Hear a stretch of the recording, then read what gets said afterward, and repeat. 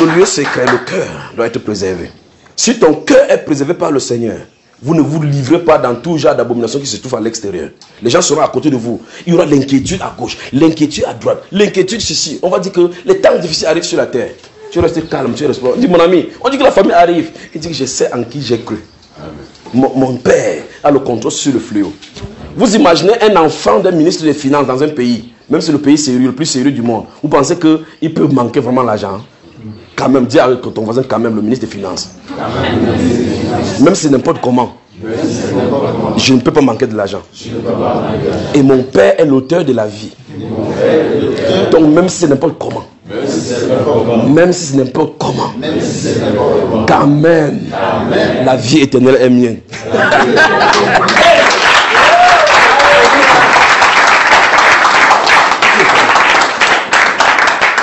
La vie éternelle. Dans Romains chapitre 5, la Bible déclare qu'avant que, quand nous étions encore sans force, dans le péché, Christ autant marqué est mort pour nous. Comment ne nous donnera-t-il pas toutes choses avec lui? Maintenant, il est mort, non? Il a résolu le problème qui nous causait problème. Il a résolu pour les problèmes qui nous causaient problème. Donc on vit maintenant dans la solution qui est en Christ. Le Seigneur Jésus n'est pas venu pour nous donner la solution, pour nous donner les problèmes. Non. Il n'y a pas un verset qui dit que Jésus est venu donner les problèmes à ses enfants. Il est venu résoudre les problèmes de ses enfants. Donc, et quand il a fini de régler les problèmes qui nous dérangeaient, il nous a mis maintenant dans l'atmosphère de solution. Gloire à lui à jamais. Amen. Alors, qu'est-ce qu'il fait? Qu'est-ce qu'il faut faire pour communier, pour entrer en contact avec cette différente solution qu'il a pour chacun de nous? C'est pas la foi. Et la foi réside où? Dans ce lieu secret. Le lieu secret se trouve dans la chambre où on entre pour sortir avec des solutions. Donc, vous cherchez quoi? Un problème. Vous avez un problème, oui. La résolution se trouve en toi. Entre en contact avec ton Père, sors avec des solutions. Imaginez un prophète qui dit parole et oracle de Balaam. Celui qui se prosterne et que les yeux s'ouvrent. Donc, fais attention. Quand elle ouvre la bouche, là, tu vas confirmer. Vous entendez ça? Donc, dis, si j'entre dans le lieu secret, ton corps va être réglé.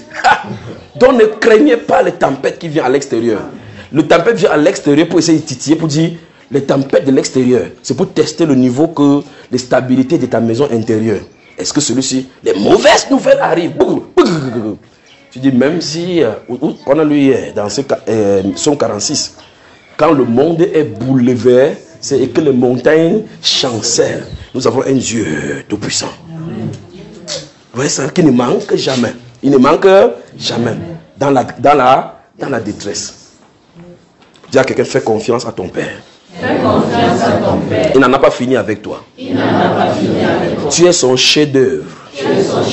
Il a un regard particulier sur toi. Il a un regard particulier sur toi. Demande-lui d'incliner ton cœur. Demande-lui d'incliner ton cœur à son adoration. À son adoration. Et non vers les choses vaines du monde. Et non vers les choses vaines du monde. C'est ça le problème. Quand on s'attache aux choses vaines du monde, on attire les esprits qui alimentent ces choses vaines du monde. Vous comprenez cela? Parce que la richesse, la Bible déclare que les richesses portent les ailes. Donc il y a l'esprit des ailes. Les ailes, A-I-L-E, sur les richesses. Ça veut dire quoi concrètement? La richesse est comme le maïs qu'on lance pour attraper une poule.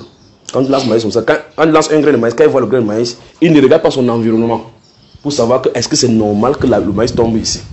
Il court seulement comme ça. Comment? Que s'il ne court pas pour prendre ce maïs-ci, le prochain corps va prendre. Tu lances une deuxième, il court seulement comme ça. Dis à quelqu'un que tu dois avoir le discernement. Vous comprenez cela? Donc la Bible déclare que la richesse a des ailes, l'esprit des ailes. Pourquoi? Parce que si tu lances le maïs, il avance, on dit qu'il le fait comme ça, là, sans savoir que c'est là le filet des l'oiseleur. Tu poursuis la richesse, je fais comme ça pour enrichir. La richesse fait comme ça se déplace de l'autre côté, tu pars. Tu ne sais pas qu'il y a la personne qu'on appelle maman qui est derrière, qui a de t'attirer, que viens. En te voyant, tu as du mal à méditer. En voyant, tu as du mal à lire la Bible. En voyant, tu as du... Mais qu'est-ce que la Bible déclare aux saints renouvelés? Ne vous livrez pas à l'amour de l'argent. Ne vous livrez pas à l'amour de l'argent. Contentez-vous de ce que vous avez. Car Dieu lui-même a dit, je ne t'abandonnerai point, je ne te délaisserai point. C'est donc avec assurance que nous pouvons dire, le Seigneur est mon aide. De qui aurais-je peur? Que peut me faire un homme?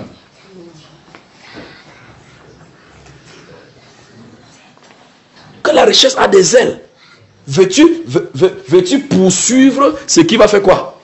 Va disparaître. Dans le moment donné, tu vois ça là, ça va vers la colline. Il y a le vide là-bas où Satan t'a noyé. Quand comme ça, tu plonges pour prendre les richesses, comme ça disparaît. Tu es dans le vide. Oh Seigneur Jésus. Point quelqu'un dit, donne ton cœur au Seigneur. Totalement ton cœur au Seigneur.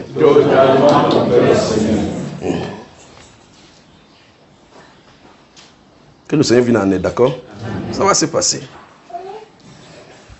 Le cœur, le lieu d'adoration par excellence. La maison construite en burin des diamants spirituels pour empêcher les colonnes de la terre, les secousses des séismes de la terre de pouvoir ébranler le lieu d'adoration. Tout lieu construit sur la terre peut être assujetti au brisement. Le temple de Salomon, il n'y a que les vestiges du mythe de l'alimentation là-bas, maintenant qu'on se souvient. Malgré la description, malgré la célébrité de ces étendards décrits les Saintes Écritures, il n'en restera pas ici. Il n'en est pas resté comme notre Seigneur avait dit, qu'il n'en restera pas pierre sur pierre. Mais pourtant, c'était joyeux pour l'apôtre Pierre. C'était joyeux. Mais c'est que le Seigneur a construit le tabernacle qui se trouve à l'intérieur de nous. Personne, même un Romain, ne peut pas, fût-il Titus, même s'il nous envahit, même s'il nous met en prison. Quand il te met en prison, c'est le lieu par excellence, il te protège contre toutes les cohortes de l'extérieur. L'intérieur encore, tu as du temps encore pour l'intérieur, pour te communier davantage. Donc la prison se trouve être comme la protection contre l'oisivité. Dis à quelqu'un, la prison dans laquelle les hommes te mettent ici, se trouve être la protection contre l'oisivité.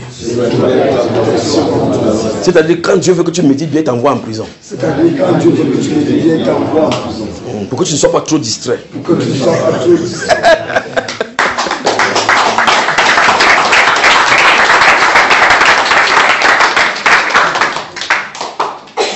La prison, on dit c'est le pénitencier. Pénitencier, que tu vois comment les autres se met à appeler ça. Le pénitencier, c'est-à-dire que tu peux méditer sur le sort de ce que tu as fait. Maintenant, si tu ne vas pas en prison pour la cause de l'évangile, tu médites sur l'évangile. Parce qu'en fin de compte, quand tu as envoyé dans le pénitence, il faut que tu regardes ce que tu médites sur ce que tu as fait pour voir comment tu vas t'en sortir. Quand tu parles là-bas, tu entends, oh, donc je suis en prison à cause de l'homme du Seigneur Jésus. Donc je suis prisonnier de Jésus, pas le prisonnier des hommes. Qu'est-ce qu'il fait? Jésus rencontrait sa majorité. La majorité des actes, des écrits des apôtres que vous voyez là, ils ont été écrits en prison. C'est le moment par excellence où Dieu lui révèle les bonnes choses. Parce que s'il est à la maison, on sait qu'il va recevoir la visite de tel frère, la visite de telle personne qui va venir poser tel problème, qu'on prie pour lui. Donc le Seigneur n'a pas le temps même pour son cœur. Donc il dit que comment il va faire? Délivre un peu la femme là-bas. Tu délivres comme ça, ton problème commence là-bas. Quand tu délivres, on dit que pourquoi tu l'as délivré? Allez, en prison, Kondengui. Tu peux en Kondengui. Maintenant le Seigneur vient dans la nuit. Les vraies révélations sortent que là-bas. Tu viens comme ça là, tu dis Seigneur, tu vois la gloire. Entrer dans la prison, tu dis Seigneur. Lui il n'est pas en prison, le Seigneur, il n'y a aucun mur qui peut l'empêcher. Il a dit ça va, il dit oui. Seigneur, il sauve ici, il dit non, prends courage. Prends courage, d'accord, c'est bon. Tu es un bon serviteur. Un bon prisonnier. Paul, prisonnier de Jésus-Christ, aux élus. Paul, prisonnier de Jésus-Christ, pas prisonnier de l'homme. Aucun être humain sur la terre peut fermer un serviteur du Seigneur. Donc le Seigneur leur donne l'ordre de les mettre à l'abri pour qu'on les protège, pour qu'ils puissent communier mieux avec lui. Le lieu d'adoration, le cœur. Donc on te met en prison pour que l'oisivité peut te protéger contre les choses du monde, pour que ça ne vienne pas vers toi, pour que tu aies le temps de te concentrer pour son Père. Vous comprenez ça, frère? Que le Seigneur vous bénisse si vous comprenez. Qu'il vous bénisse, qu'il vous bénisse, qu'il vous bénisse. Amen. Verset 7 donc de Philippiens 4. Verset 7. Et la paix de Dieu, oui, qui surpasse toute intelligence, oui, gardera vos cœurs et vos pensées en Jésus-Christ. Très bien. Alors, comment Dieu protège ces lieux de tabernacle? Ici, quand vous voulez protéger votre maison, vous mettez quoi sur ça? Les antivols. les cadenas. Dieu protège le lieu d'adoration par la paix. Et je vous pose, c'est vous qui m'avez déclenché cet enseignement-ci. Je vous ai posé la question, qui se sent bien comme vous avez dit? Et comment vous sentez ça? Vous dites de la paix. C'est pour ça qu'il m'a poussé à parler de cela. Que la paix de Christ abonde dans vos cœurs. Amen. Que sa sainte présence demeure avec vous. Amen. Que sa paix qui se trouve à l'intérieur veille sur vous. Amen. Vous voyez cela? Il dit que c'est sa paix qui protège ce cœur-là. Lisez encore ce verset-là encore. Tout le monde, vous y êtes là? Tout le monde. 1, 2, 3, lisez fort comme le tonnerre. 1, 2, 3, c'est parti. Et la paix de Dieu qui surpasse toute intelligence gardera vos cœurs et vos pensées en Jésus-Christ. Amen. Et la paix de Dieu, on dit que ça surpasse toute intelligence. Donc si quelqu'un dit qu'il est intelligent sur la terre, la paix de Dieu surpasse là. Il a dit toute intelligence. Mettez le niveau de l'intelligence que vous pouvez connaître dans l'univers à n'importe quel standard. On dit la paix de Dieu. Que vous dites que vous sentez là, ça se passe là. Incompréhensible. Comment il y aura... Vous allez dans votre maison, vous n'avez rien à manger, mais vous êtes en paix. Comment comprendre que vous n'avez rien, vous êtes en paix? Un être humain a de l'argent tellement, le compte en banque, et lui, il n'est pas en paix. Il souhaitera avoir la paix, que tu as dit, ma fille, donne-moi ta paix. Comme tu cherches l'argent là-bas, sache que les gens qui ont l'argent n'ont pas la paix. Parce que la Bible déclare que la richesse d'un homme ne lui laisse pas dormir. En tout cas, si vous voulez expérimenter, quand un jour on te donne 5 ans, mais justement, on te dit, bam, que tu mets dans ton porte, mais tu vas voir comment, même l'attitude de tenir ton sac, où sont les sacs de femmes là? Donne un peu ton sac, s'il vous plaît. Est-ce qu'il a... Comme ça, c'est... Ouais, comme maman a donné, non? Quand vous faites les sacs, vous ne pouvez pas trouver 1000 francs dedans. Mais attends qu'on lui offre un jour comme ça, est-ce que la ceci, quand on lui offre 20 000, quelle année de prix? On dit, Seigneur, Seigneur, quelqu'un bouge ton sac, ouais, elle envoie la main ici, d'abord ici, là. Qu'est-ce qu'elle protège dedans? Elle ne peut plus dormir. Si elle dort ici, on dit qu'on doit ça dans sa main, elle prend ça, elle met ça sur sa tête, c'est fait, c'est ça mon oreiller. C'est en fait, c'est pas ça qu'elle cherche comme oreiller. Qu'est-ce qu'il y a dedans? Quand tu marches à l'eau, elle voit quelqu'un qui a les cheveux bizarres comme ça, avec la barbe. Elle fait comment? Oui, elle fait d'abord comme ça. Qu'est-ce qu'elle fait? L'argent. Mais quand tu n'as rien, tu marches comme ça. J'ai la joie dans mon cœur. Jésus est ma source de... Pour dire quoi? Si vous voulez voler, ça n'est... Alléluia. Même si vous volez, ça ne fait absolument rien. Parce qu'il n'est rien. Je n'ai que la joie de Jésus. J'ai la joie dans mon cœur. Jésus est... Mais quel est l'argent? Elle est vigilante. Quand elle passe comme ça, elle fait comme ça là. Elle dit à quelqu'un. Qu'est-ce qu'elle protège? La Bible déclare que quand celui qui a la richesse ne le laisse pas dormir. Ça ne laisse pas dormir. Tu ne peux pas dormir. Parce que tu entends quelque chose marcher, donc tu dis que c'est sûr que c'est bandit qui vient à la maison pour chercher l'argent de la réunion que j'ai bouffé aujourd'hui. Quand tu n'as pas l'argent, tu peux laisser la porte comme ça ouverte. Si il y a l'argent ici, c'est même bête. Tu vas dire qui entre dans la chambre. Ses oreilles sont comme ça tendues dans la chambre. Mais entre dans sa chambre, alors il n'y a pas l'argent. Si elle a l'argent, elle va fermer la clé, elle va s'assurer que la clé est sur elle. Elle reste comme ça. Quand elle ne sent pas la clé, elle dit, où sont ma clé? Ce n'est pas les clés qu'elle cherche, c'est ce qui protège l'argent. Cet argent-là, c'est un problème. C'est pour ça que c'est mon ennemi numéro 1, l'argent. S'il y a 10 000 dans ma peau, je fais tout pour m'en débarrasser rapidement. Amen. Je dis Amen. C'est pour ça que vous voyez constamment, on ne peut pas m'agresser en vous chercher, vous trouver l'argent sur moi. Parce que je ne veux pas de cela. Je suis un mauvais gestionnaire. Donc quand c'est sur moi, il faut que ça sorte, ça part. Parce que si c'est sur moi, je vais sauf que donner à quelqu'un. Vous comprenez cela? C'est une fois un pasteur qui dit que non, l'argent c'est le démon, venez chez moi, il va sanctifier. Non. Éloignez-vous de cela. Ne vous livrez pas à l'amour de l'argent. Contentez-vous de ce que vous avez. Celui qui vit dans le contentement a moins de problèmes cardiaques. Amen. Celui qui vit dans le contentement a moins de problèmes cardiaques. Si vous ne voulez pas savoir, allez toucher le salaire ou bien allez là où on met le ticket, l'argent sort là. Allez faire ça à minuit. Vous avez le courage de faire ça à minuit, marcher avec l'argent là. Mais avec ma Bible, il ne marche pas partout. Pourtant, la Bible déclare que ce que j'ai en main là, c'est un trésor. Le bandit ne peut pas venir voler ce trésor. Il voit la Bible et dit ça, c'est quoi ça? Mais ça, c'est pour Lucifer.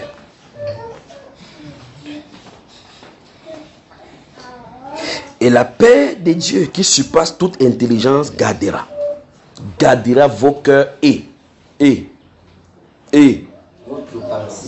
gardera vos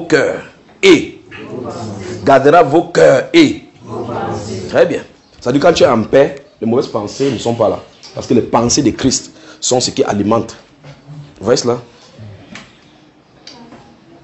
Vous voyez cela, n'est-ce pas? Amen. Très bien. Et quand c'est comme ça, nous trouvons au verset 8.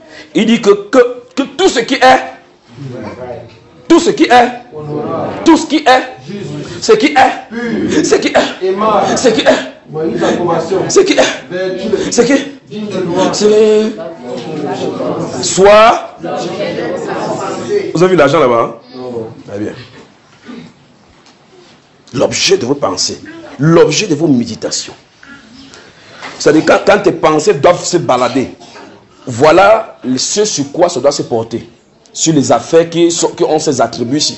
Prenez le premier. Que tout ce qui est vrai, tout ce qui est vrai, soit l'objet de vos pensées. Donc si vous voulez méditer sur ce qui est vrai, je commence.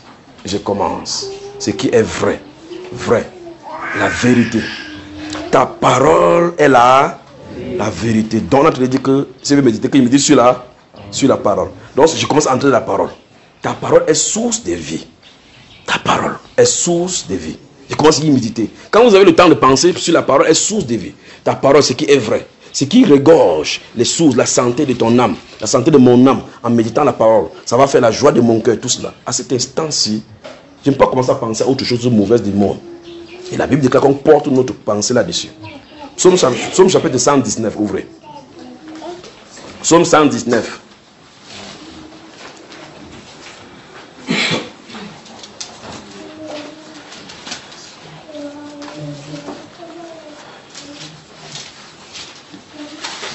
Psaume 119. Vous y êtes? Très bien. Le psaume 119. Regardons le verset 35, 36, 37 et puis 38. Frère Walter, tu peux nous lire ça? Psaume 119, à partir du verset 35. Oui. Conduis-moi dans le sentier de tes commandements, Oui. car je l'aime. Incline ton cœur vers tes préceptes. Incline mon cœur. Je n'aime pas confier au type. Attends. Quand il vous demande de lire les passages de la Bible, ce n'est pas parce que je ne sais pas ce qui s'y trouve. Donc lisez, vous lisez de la manière que c'est écrit. D'accord?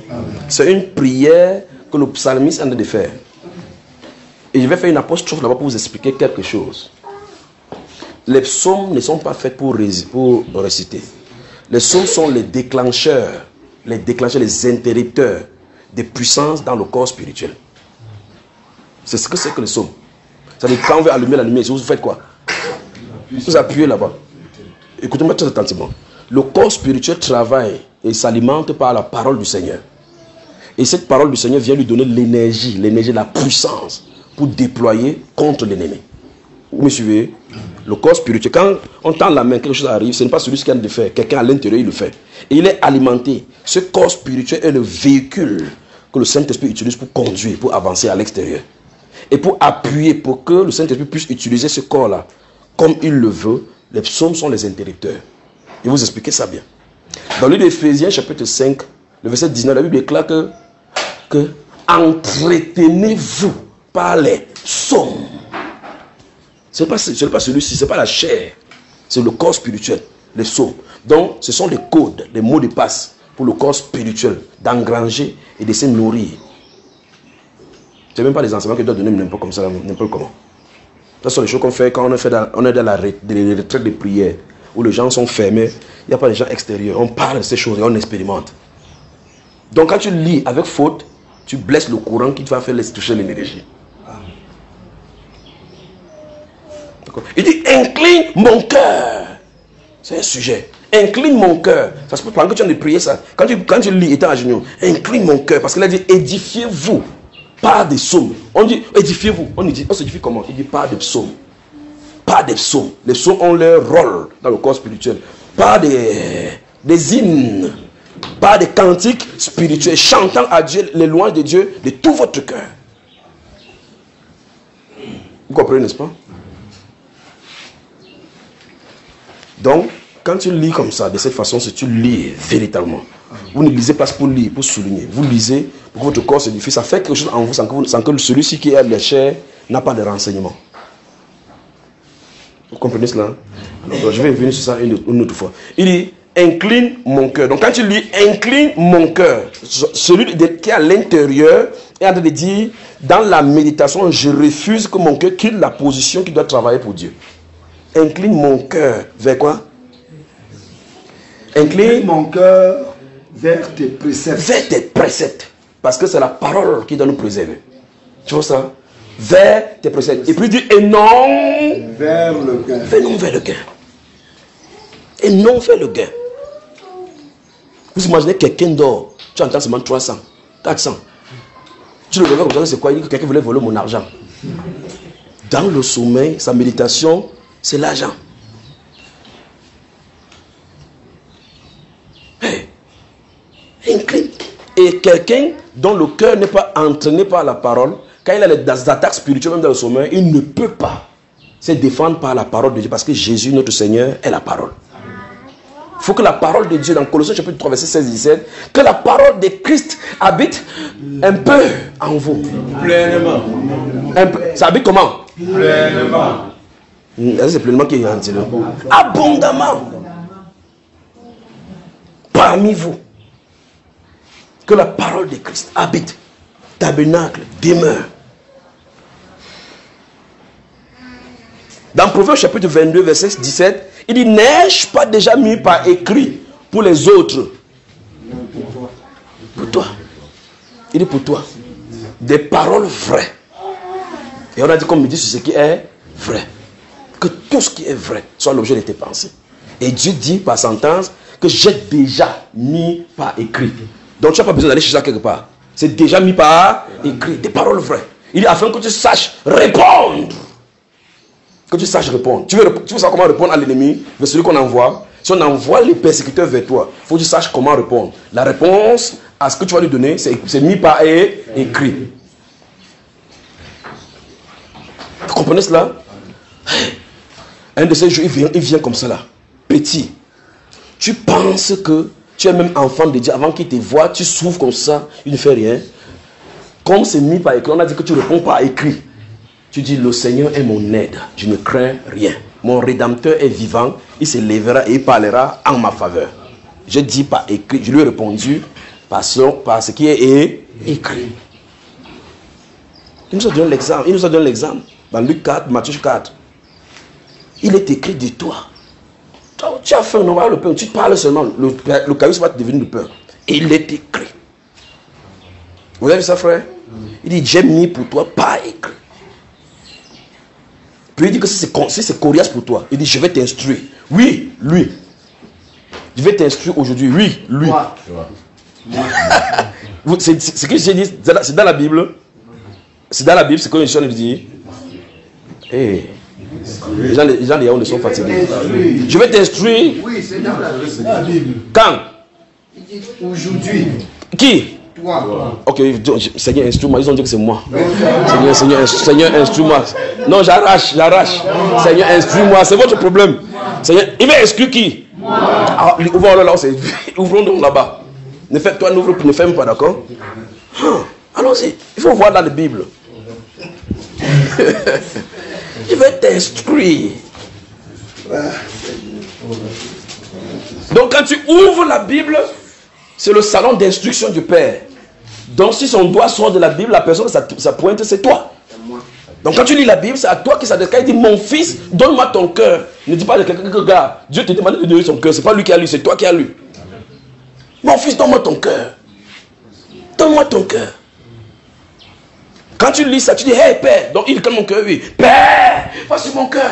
Prends la totalité de moi. Plus de toi, Père, moins de moi. Je te donne tout. Chapitre 22 des psaumes, des proverbes. Lis alors, je bouge la tête, verset 19, verset 19. Yassi, il ne connaît pas que c'est là-bas. Allons-y. Afin que ta confiance repose sur l'Éternel. Oui. Je veux t'instruire aujourd'hui. Oui. Oui. Moi. Est-ce que c'est moi qui ai écrit là-bas? Toi. Frère Billet. Ah! Qu'est-ce qui est écrit dans votre Bible? C'est quoi? Je vais t'instruire qui? Moi. Est-ce que c'est moi qui ai écrit dans la Bible? C'est qui? Moi. Dis à quelqu'un que je vais t'instruire. Et que dis à quelqu'un la Bible dit. La Bible dit. Regardez-moi bien. Regardez-moi. Dites à quelqu'un que la Bible dit. La Bible dit. Que Dieu veut instruire aujourd'hui. Toi. Toi. Non, j'ai pas dit. Il dit toi. Parce que sa main sort de la Bible pour dire toi. Ça veut dire toi qui en as de lire. Parce que si tu lis ça avec la bouche, tu dis toi. C'est à moi que tu t'adresses, mais cette fois-ci. La Bible dit que Dieu veut instruire aujourd'hui. Pas demain. Aujourd'hui. Toi. Vous voyez, quand vous faites comme ça, c'est pas à vous que vous adressez, c'est à celui qui est à l'intérieur. Vous avez compris, n'est-ce pas? Très bien. Applaudissez pour vous alors.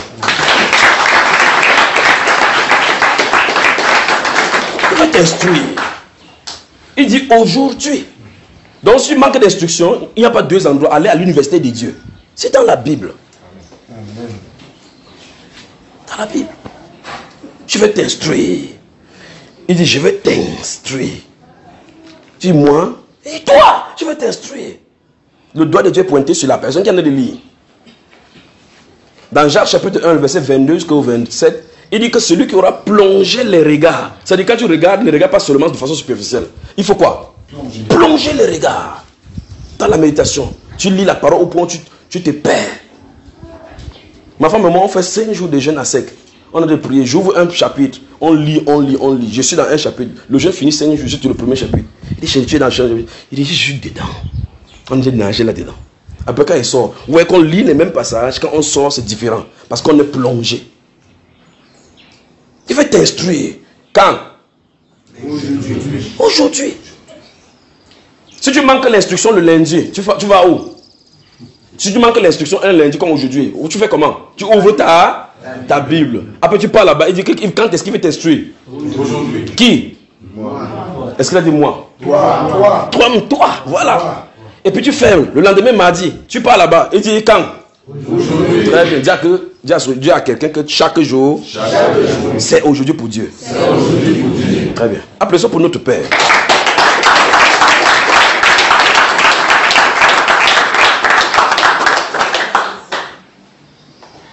Alors, dans ce proverbe chapitre 4, si vous prenez à partir du verset 1, rentrons au chapitre 1 du verset 4, chapitre 4 des proverbes, à partir du verset 1. Il commence par quoi? Le premier mot. Écoutez, mes fils. Vous entendez ça? Écoutez. Parce qu'on fait l'instruction, quand un enseignant enseigne, il veut toute l'attention de son assistante pour qu'il ne parle pas en l'air. Le but de l'instruction, c'est qu'il y a des thèmes qu'on aborde, des sujets qu'on aborde pour amener et expliquer, déconstruire pour faire la construction dans les autres. Pour que les autres soient construits dans l'instruction.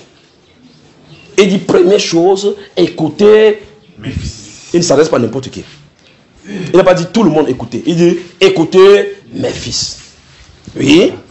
L'instruction d'un père. Très bien. Donc quand tu parles dans les Saintes Écritures, ce sont les instructions de ton père. Et puis il continue. Et soyez attentifs. Donc on n'écoute pas seulement. On n'écoute pas. On doit être attentif pour ne pas dire ce qu'il n'a pas dit. Souvent, quand un bon enseignant, quand il enseigne, il fait des séances d'interaction pour être sûr que le mécanisme qu'il devra faire entre comprendre aux gens, les gens ont bien compris. Vous me suivez? Amen.